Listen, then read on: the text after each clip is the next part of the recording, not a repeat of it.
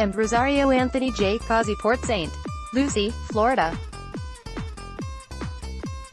The Mets bigwigs spent their Valentine's Day evening whining and dining Adeiny Hechavarria, and they landed him with the prospect of earning as much as $5 million with the 2019 club.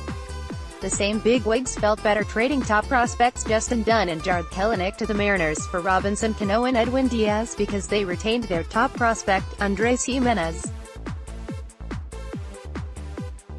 Amed Rosario very well might make less money than Hechavarria this season, and he lacks Gimenez's new car allure.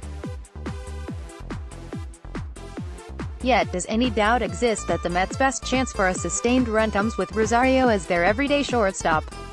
"We protected him at times last year, and the gloves are off this year," Mickey Callaway said Tuesday of Rosario, following the Mets' workout at First Data Field.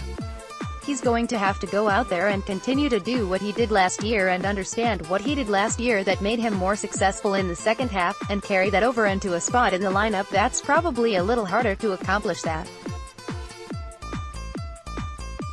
So we're asking a lot out of a young player, but if anybody can handle it, Rosie can."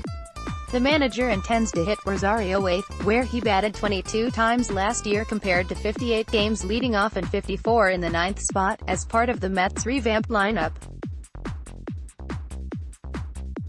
Why not? If what the Mets saw in Rosario's final 47 games of last season, during which he slashed .303, .355, .444 with 5 homers and 13 stolen bases in 209 plate appearances, can be approached along with positive defense, then the 23-year-old can live up to the hype that accompanied him upon his 2017 arrival.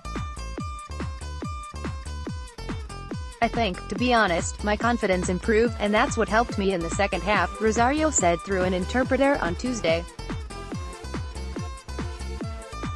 The Mets' pursuit of Hechavarria, Callaway joined new general manager Brodie Van Wagenen and Allard Baird, the club's new vice president and assistant GM for scouting and development, at the dinner with Hechavarria in South Florida, spoke more to a lack of a plan B than to any lack of faith in Rosario. Regardless, the terms of Hechavarria's minor league contract raises eyebrows. If he makes the Mets, he'll earn a guaranteed $3 million, considerably higher than the standard rate in these deals, and can earn bonuses of $1 million each if he spends 100 and then 150 days on the team's active roster. "I had about 4 or 5 offers, but I never really felt comfortable with any of those," Hechavarria said through an interpreter. "It wasn't even about the money.